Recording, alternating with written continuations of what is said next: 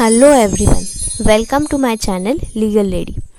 आज हम लोग इंडियन कॉन्ट्रैक्ट एक्ट का सबसे इम्पॉर्टेंट टॉपिक डिस्कस करने वाले हैं। वो है consideration. Consideration means something in return, मतलब कुछ मिलने वाला है। मैं कुछ दे रही हूँ, उसके बदले में मुझे कुछ मिलने वाला है, वो होता है कंसिडरेशन। एक एग्जाम्पल देखते हैं कि ए ने बी को प्रॉमिस किया है कि मैं तुम्हें अपनी घड़ी दूंगा। 2 दिन बाद ए बी को वॉच दे देता है। अभी यहाँ पर जो वॉच है वो बी के लिए क्या बन गया? गिफ्ट बन गया, क्योंकि वहाँ पर कुछ कंसिडरेशन है बी से नहीं है। लेकिन अगर ए बी को अपनी वॉच दे देता है और बी उसके बदले में उसे 2000 रुपीज़ पे करता है, तो वो क्या बन जाता है? फिर कॉन्ट्रैक्ट हो जाता है। इसलिए कॉन्ट्रैक्ट एक्ट में रूल क्या है? No consideration no contract. अभी सबसे पहले उसका डेफिनेशन देखते हैं। सेक्शन 2 सब क्लॉज बी जो है वो कंसिडरेशन का डेफिनेशन बताता है। When at the desire of the promisor the promisee or any other person has done or abstain from doing or does or abstains from doing or promises to do or abstains from doing something, such an act, abstinence or promise is called consideration for the promise. अभी इस definition से हम लोग essential conditions देखते हैं। ठीक है, इसमें हम लोगों ने 2 वर्ड्स देखे हैं, एक्ट और एब्सटिनेंस। अभी act means doing a particular thing और abstinence means prevention from doing a particular thing. ठीक है, अभी ये समझने के लिए हम लोग पहले एग्जाम्पल देखते हैं। ए ने बी को प्रॉमिस किया है कि मैं तुम्हें 500 रुपीज़ पे करने वाला हूँ। बी ने उसके बदले में क्या प्रॉमिस किया है? कि मैं तुम्हें अपनी बुक दे दूँगा। ये हो गया doing a particular thing, particular act. अभी एब्सटिनेंस के लिए दूसरा एग्जाम्पल देखते हैं कि ए ने बी के साथ एक कॉन्ट्रैक्ट किया है। ए ने बी को क्या बोला कि तुम सी को वोट मत देना, मैं तुम्हें 1000 रुपीज़ पे करूँगा। बी एग्री हो गया। बी ने बोला ठीक है, चल मैं सी को वोट नहीं देता। तो ये क्या हो गया? Abstinence means prevention from doing a particular thing. इसलिए कंसिडरेशन में क्या है? एक्ट भी है और एब्सटिनेंस भी है। सेकंड कंडीशन क्या है कि consideration must move at the desire of the promiser. Consideration किसकी डिज़ायर से मूव होगा? प्रॉमिसर की डिज़ायर से ही मूव होगा। मस्ट मूव है वहाँ पर। ठीक है, अभी इसके लिए एग्जाम्पल देखते हैं कि ए जो है, ए ने बी का घर पेंट कर दिया। उसे लगा कि चलो बी का घर पेंट करके देते हैं। ए ने पूरा घर पेंट कर दिया। अभी ए जो है वो बी से कुछ रेम्यूनरेशन क्लेम कर सकता है? नहीं कर सकता, क्योंकि ए का एक्ट कैसा था? वॉलेंटरी एक्ट था। लेकिन अगर बी ने ए को बुलाया, बी को ऐसा लगा कि चलो हाँ अपना घर पेंट कर लेते हैं, उसने ए को बुलाया, ए को पूछा कि तुम मेरा घर पेंट करके दोगे क्या? मैं तुम्हें कुछ रेम्यूनरेशन पे करूँगा। ए ने बोला चलो ठीक है, तुम्हारा घर पेंट करके देते हैं। तो अगर ए पेंट करता है उसका घर, तो उसे बी से रेम्यूनरेशन मिलने वाला है। इसलिए consideration must move at the desire of the promiser, क्योंकि इसमें बी जो है वो क्या है? प्रॉमिसर है और ए जो है वो प्रॉमिसी है। बी ने ए को प्रॉमिस किया है कि अगर तुम मेरा घर पेंट करके दोगे तो मैं तुम्हें रेम्यूनरेशन पे करूँगा। नेक्स्ट कंडीशन है consideration may move from the promisee or any other person. Consideration कौन दे सकता है? प्रॉमिसी दे सकता है या फिर एनी अदर पर्सन दे सकता है। इसमें एक फेमस केस लॉ है, दैट इज चिनैया वर्सेस रमैया।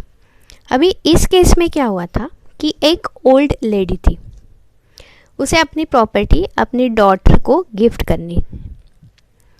इसलिए वो डॉटर से पूछती है कि मैं अपनी प्रॉपर्टी तुम्हें गिफ्ट करना चाहती हूँ, लेकिन तुम मेरे भाई को कुछ एन्युइटी पे कर सकती हो क्या?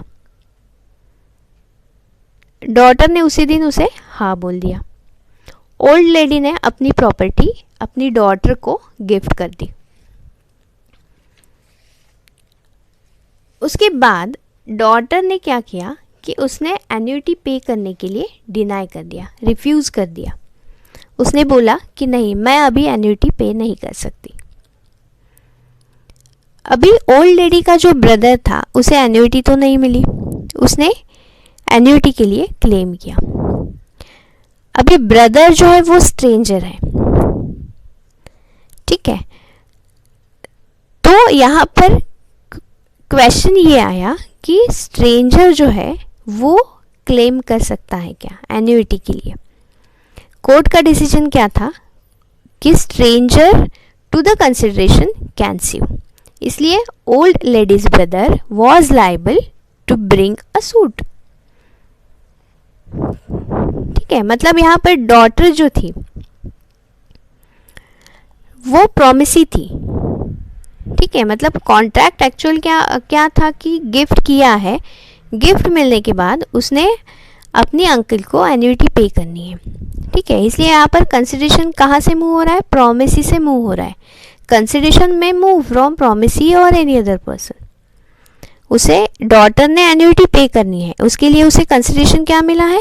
उसकी प्रॉपर्टी जो है, ओल्ड लेडी की प्रॉपर्टी उसे गिफ्ट मिल गई है। इसलिए मतलब ब्रदर जो है, ओल्ड लेडी का ब्रदर जो है, he was liable to bring a suit. यहाँ पर दो रूल्स सामने आए। Stranger to the consideration can sue but stranger to the contract can not sue. अभी stranger to the contract can not sue मतलब क्या कि अगर कॉन्ट्रैक्ट ए और बी के बीच में है, बी ने बाद में कॉन्ट्रैक्ट परफॉर्म करने के लिए डिनाई कर दिया, तो बीच में सी आ सकता है? सी क्लेम कर सकता है? नहीं कर सकता।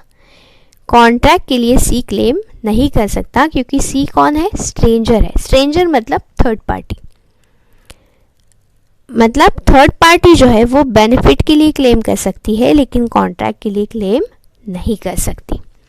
नेक्स्ट कंडीशन है consideration may be past, present और फ्यूचर। अभी पास्ट कंसिडरेशन के लिए एग्जाम्पल लेते हैं कि जैसे आप लोग ट्यूशन क्लासेस जाते हो, ट्यूशन क्लासेस की फ़ीस पे करते हो, उसके बाद आपकी ट्यूशन शुरू हो जाती है, आपकी क्लासेस शुरू हो जाती है, तो आपने जो फ़ीस पे की है वो क्या बन जाता है? पास्ट कंसिडरेशन बन जाता है। और आपकी क्लासेस में जो आपको टीचिंग मिलती है वो क्या बन जाता है? फिर वो फ्यूचर कंसिडरेशन बन गया। वो क्या मिलने वाला है आपको? बाद में मिलने वाला है। फीस तो आपने ऑलरेडी पे कर दी है। ये हो गया आपका पास्ट कंसिडरेशन। प्रेजेंट, मैंने बुक परचेस कर दी फॉर ₹500, ये क्या हो गया? Present consideration. 500 रुपीज़ शॉपकीपर को मिल गए, मुझे बुक मिल गई, ये मेरा प्रेजेंट कंसिडरेशन हो गया। और फ्यूचर कंसिडरेशन में क्या है कि फ्यूचर में उसे कंसिडरेशन मिलने वाला है, ठीक है। इसके लिए एग्जाम्पल देखते हैं। जैसे मिसेस ए है और मिसेस बी है,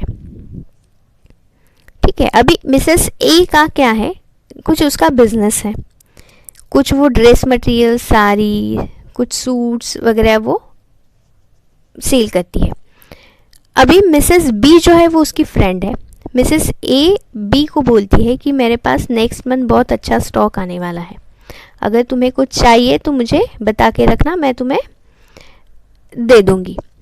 अभी मिसेस बी जो है उसने क्या किया? उसने 2000 रुपीज़ ऑलरेडी पे कर दिए मिसेस ए को और उसे बोला चलो मेरे लिए 2 सूट्स तू निकाल के रखना। अभी सूट्स जो है वो मिसेस बी के लिए कंसिडरेशन है, लेकिन वो कैसा है? वो फ्यूचर कंसिडरेशन है। इसलिए कंसिडरेशन कैसे हो सकता है? पास्ट भी हो सकता है, प्रेजेंट भी हो सकता है और फ्यूचर कंसिडरेशन भी हो सकता है। ये देखा हमने कंसिडरेशन क्या है। अभी नेक्स्ट उसमें एक पॉइंट और है कि adequacy of consideration. Adequacy means sufficiency, मतलब कंसिडरेशन सफिशिएंट होना ज़रूरी है क्या?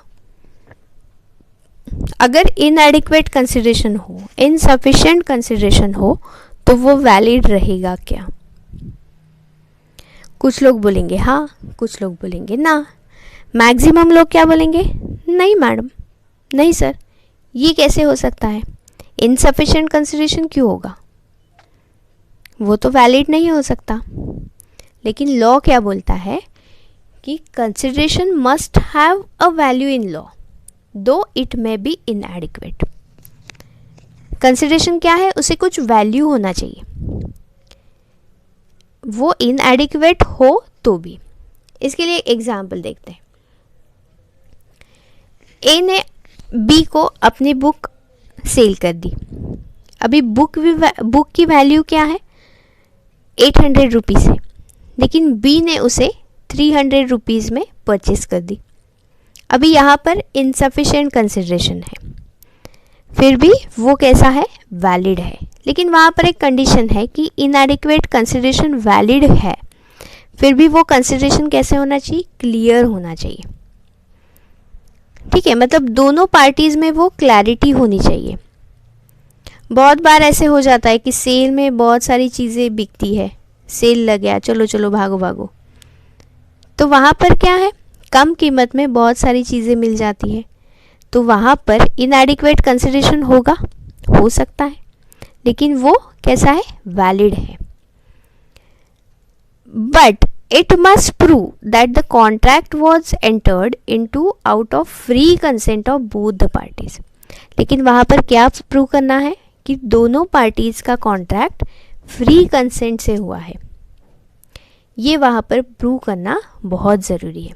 इसलिए वहाँ पर क्या रूल देखा है, इनएडिक्वेट कंसिडरेशन वैलिड हो सकता है, बट कंसिडरेशन क्या होना चाहिए, क्लियर होना चाहिए, and it must prove that the contract was entered into out of free consent of both the parties। मुझे लगता है कि आपको कंसिडरेशन ये कंसेप्ट बहुत क्लियर हुआ होगा।